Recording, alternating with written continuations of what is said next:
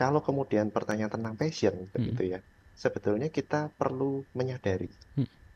apakah kita kemudian memang akan mengejar passion itu, dan Mhm. ketika kita kejar passion itu bisa menghidupi kita seperti saat ini jika sudah menjalani Mhm. kerjaan yang nggak sesuai passion ini, kan Mhm. begitu ya. Mhm. Karena target pertamanya semua makhluk hidup itu kan survive dulu, kan begitu ya. Betul, betul. Ketika kita kemudian bisa survive, kita baru kemudian bisa mikirin, sebenarnya saya passionnya dengan apa sih, Mhm. begitu. Mhm. Kalau Diki merasa bahwa passionnya ini kemudian bisa menghidupi, kejar, begitu. Mhm. Situasinya aman buat Diki mengejar passion, kejar, begitu. Mhm. Tapi kalau enggak, bangun dulu fondasinya untuk Diki mengejar passionnya. Mhm. Kalau fondasinya sudah kuat, Diki punya pilihan, Diki punya kebebasan untuk memilih nantinya.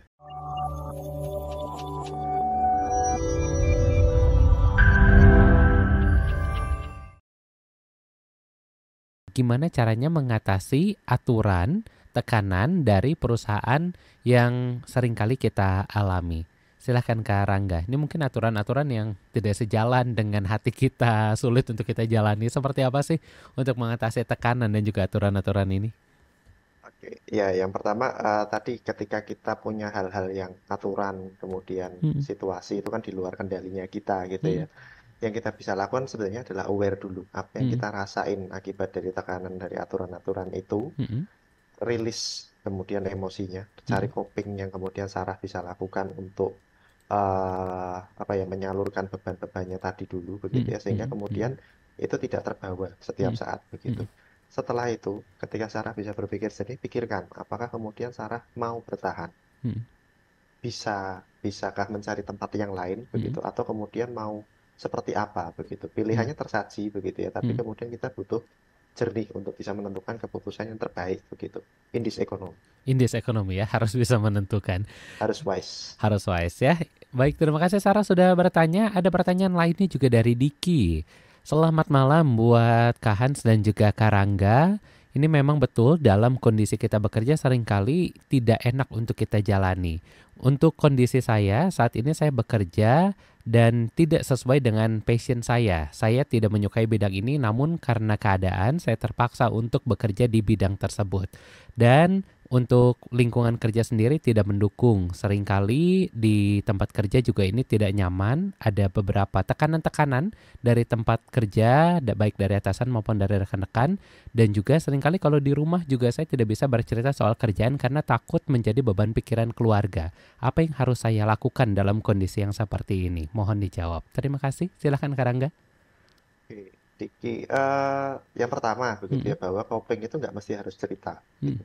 Ada aktivitas-aktivitas yang Diki bisa explore begitu, Mm-mm. olahraga mungkin, atau kemudian meditasi, atau Mm-mm. bahkan sebetulnya yang populer di media sosial Indonesia, aktivitas religius, berdoa Oh begitu. ya. Siapa tahu Mm. cocok begitu kan. Mm-mm. Itu bisa dieksplor ke situ, atau Mm-mm. kesenian Mm-mm. art begitu ya, Mm-mm. nyanyilah, narilah, melukislah begitu. Mm-mm. Itu bisa dicoba sebagai aktivitas copingnya Mm-mm. begitu. Mm-mm. Tapi kalau Diki tipenya senang bercerita, tapi Mm-mm. kemudian tidak tersedia tempatnya, Mm-mm. maka kemudian Diki sebenarnya bisa menghubungi profesional, Oke. bisa kontak ke psikolog Mm-mm. begitu ya. Saat ini kan psikolog menyediakan layanan online juga, Betul, sehingga betul, kemudian betul. borderless begitu ya. Mhm, mhm, Atau kalau nyamannya face to face begitu, bisa mhm, mencari psikolog terdekat. mhm, Silahkan masuk ke direktorinya IPK, nanti bisa ditemukan begitu mhm, ya. mhm, Sebenarnya psikolog terdekat dari domisilinya Diki itu ada di mana dan siapa namanya begitu. Itu bisa dilakukan. Kalau kemudian pertanyaan tentang passion mhm, begitu ya, sebetulnya kita perlu menyadari mhm, apakah kita kemudian memang akan mengejar passion itu, dan mhm, ketika kita kejar passion itu bisa menghidupi kita seperti saat ini jika sudah menjalani mhm, kerjaan yang nggak sesuai passion ini, kan mhm, begitu ya. mhm. Karena target pertamanya semua makhluk hidup itu kan survive dulu, kan begitu ya. Betul, betul. Ketika kita kemudian bisa survive, kita baru kemudian bisa mikirin, sebenarnya saya passionnya dengan apa sih Mhm, begitu. mhm, Kalau Diki merasa bahwa passionnya ini kemudian bisa menghidupi, kejar begitu. mhm, Situasinya aman buat Diki mengejar passion, kejar begitu. mhm, Tapi kalau enggak, bangun dulu fondasinya untuk Diki mengejar passionnya. Hmm. Kalau fondasinya sudah kuat, Diki punya pilihan, Diki punya kebebasan untuk memilih nantinya. Hmm. Kurang lebih begitu.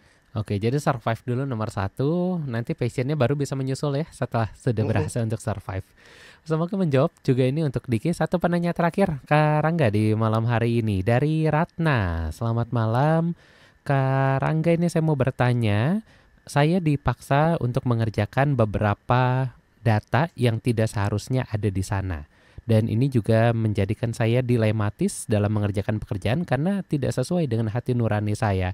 Sementara saya masih membutuhkan pekerjaan ini. Apa yang sebenarnya harus saya lakukan? Apakah saya harus melanjutkan atau saya harus segera berhenti dan mencari pekerjaan baru? Terima kasih. Silakan Kak Rangga. Ya, situasinya dilematis begitu ya. Mm-mm, Kita ngomong ini kan tadi kalau saya menangkap kan ada kemudian sesuatu yang secara eksplisit disampaikan mm-mm, bahwa ini kan nggak etis kan mm-mm, begitu ya. Sebenarnya kembali ke pilihan kita selalu bisa mempertimbangkan dulu Ratna begitu. Yang pertama memang kita perlu clear dulu dengan emosinya kita. Kita mm-mm, bisa jernih berpikir bahwa mm-mm, kemudian kalau dari timbangan kita ini lebih berat mana? Mana mm-mm, konsekuensi yang lebih bisa kita pertimbangkan mm-mm, begitu ya, yang mm-mm, bisa kita handle begitu mm-mm, kemudian. Kalau kita kerjain, kita punya konsekuensi. Akhirnya kemudian ada sesuatu yang mengganjal di hati kita, mm-mm, kita nggak tahu untuk berapa lama, begitu ya. Tapi kalau kita tidak lakukan, kita kemudian tinggalin pekerjaan itu, jangan salah, ada konsekuensinya juga yang kemudian bisa muncul kan seperti itu ya. betul. Nyari pekerjaan juga tidak mudah. Mm-mm, Apakah kemudian bisa mendapatkan sesuatu yang seperti yang saudara dapatkan mm-mm, ini juga belum tentu didapatkan seperti itu. mm-mm, Pertimbangan sekali lagi, terus kemudian timbang di situ, mana yang Ratna lebih bisa handle.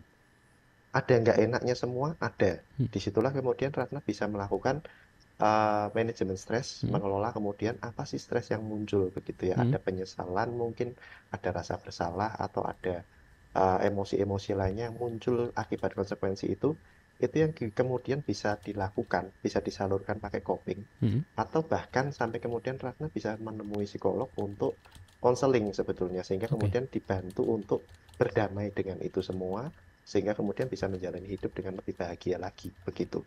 Baik, karena nggak waktu kita sudah hampir habis 1 menit terakhir nih bersama dengan sahabat Sonora. Mungkin ada hal penting yang perlu di-highlight atau perlu diinformasikan pada sahabat Sonora sebagai closing statement. Silakan, Karangga.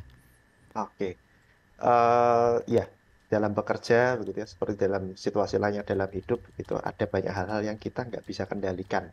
Tapi sebetulnya ada hal-hal lain yang bisa kita kendalikan, yaitu perasaan kita, pikiran kita, Mm, dan perkataan kita mm, begitu.